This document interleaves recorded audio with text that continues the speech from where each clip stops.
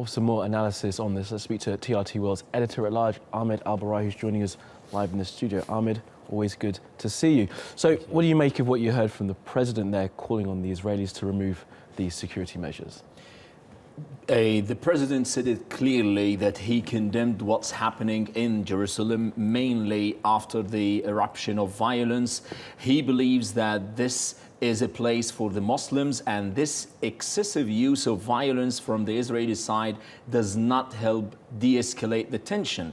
The things should be on the ground that Jerusalem is under occupation.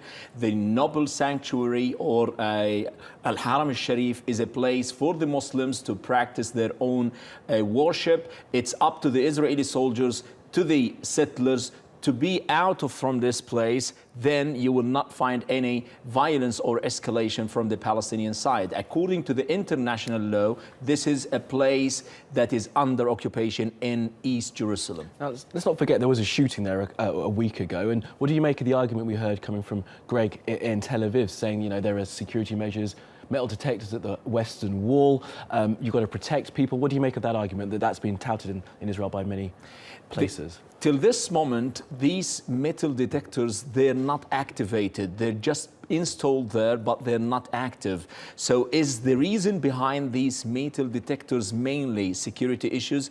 Are they be able to prevent these kind of attackers from carrying guns and move to the place, to the mosque, and try to defend themselves there?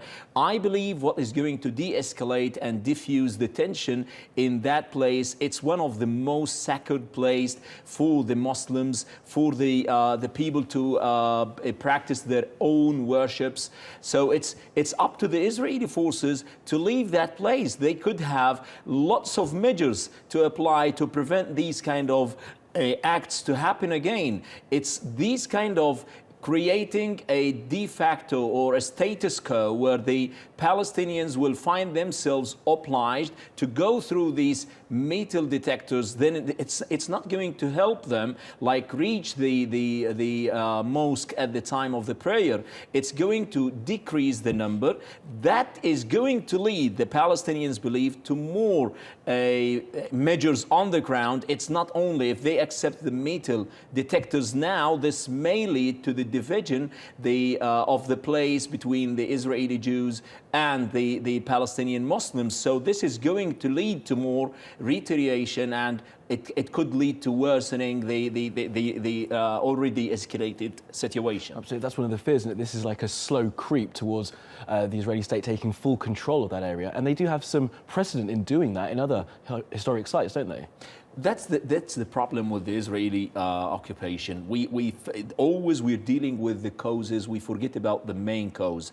They're coming to this operation that happens by the three Palestinians who came from al-Fahim, which is a city from within Israel. These people came, these three young people from the same family. They're holding guns. They're coming from Israel itself, and they think that they're doing this as a kind of revenge to the honor of the Muslims, because they see what's happening in or under the Al-Aqsa Mosque from these kind of Israeli measures on the ground. They're seeing that there is an imminent threat to their sacred place, shrine, and they think that this is the only way they could defend it. Now, the Israeli side, instead of doing this, it should be thinking of how to reactivate. It's even their peace partner, Mahmoud Abbas, is saying that we are going to freeze or suspend the mutual meetings and the security coordination because of the Israeli measures on the ground. So it seems that the Netanyahu and his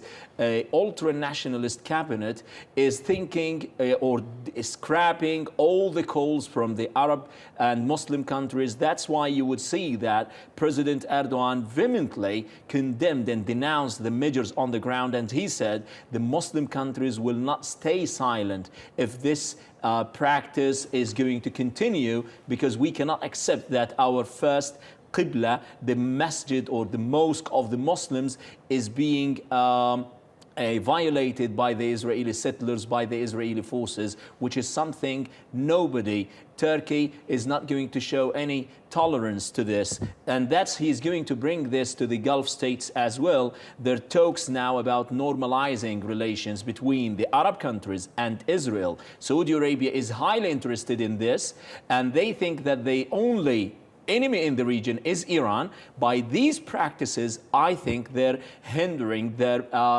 putting more obstacles in front of any kind of normalization. The sincerity of Israel is not manifested on the ground by these kind of measures. I'm glad you mentioned Saudi Arabia there, because the president is on a visit to the region. He will be going to Saudi Arabia first. He also spoke about that in that press conference he gave a little while ago. Let's have a quick listen to what he had to say. As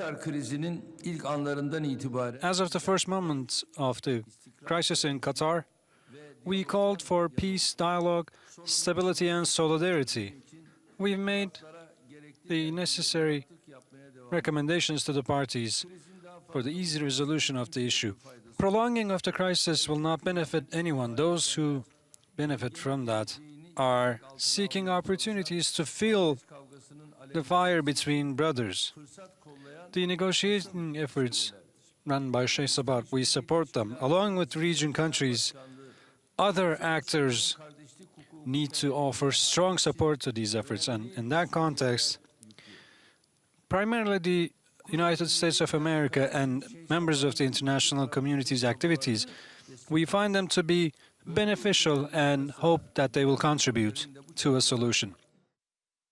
Now, an important diplomatic mission by the president to the region to try and resolve this crisis. What did you take from what you heard from him? He's trying to placate both sides, of course, because Turkey is a friend to both countries in the region. The president's main objective of the whole trip is to first resolve the conflict among the brothers in the Gulf. But the challenge is that Turkey has already sided with Qatar. That's the perception in Saudi Arabia and the United Arab Emirates. The president is not going to visit the United Arab Emirates. He's going mainly to visit Saudi Arabia and Kuwait, then Qatar, which send clear messages that it's the wise country, as he labeled them in Saudi Arabia, the King Salman. But again, the most important point is the economic partnership.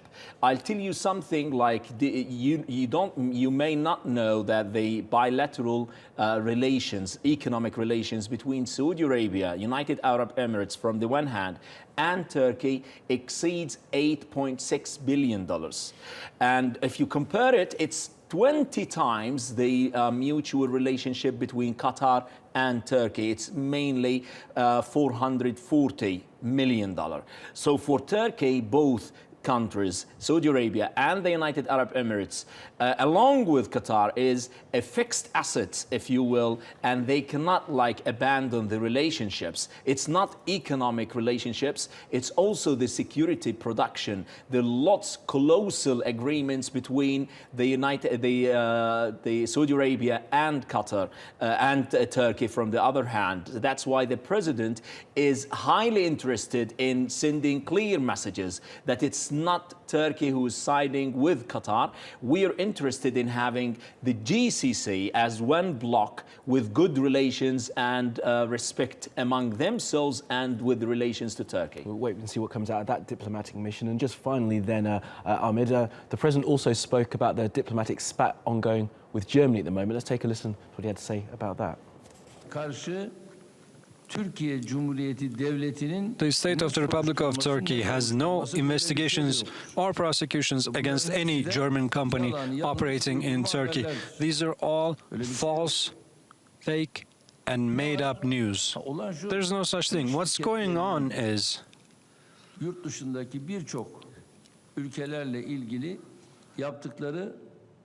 Turkish companies, those affiliated with FETÖ, some of them have some illegitimate enterprises overseas. It's oriented or aimed towards them. There's no such thing regarding German companies. Well, I mentioned of business there, but I think the main point was that, Turkey and Germany are NATO allies, but Germany, other nations can't interfere in the judicial process that's going on here in Turkey. Yeah, for Turkey, Germany relationship. It's been like strained relations. Sorry. And the tit for tat, if you will, policy, starting with the German parliament considering the Armenian killings as a genocide, the 1915. Then Turkey here prevented those MPs from visiting their soldiers in the Incirlik base. And that led to the redeployment of these soldiers to Jordan. And now the president is speaking about Germany being a haven to the terrorists and self-proclaimed journalists. This kind of rhetoric between fiery statements between the two states led to what we're seeing now. So it's basically what's happening recently, and the foreign minister of Germany saying that the companies, the German firms here in Turkey, they're being investigated, which was completely denied, is perceived here in Turkey as a stab in the back, because this is going to badly affect the economic relations between the two countries. Ahmed Al-Barai, thank you for your analysis.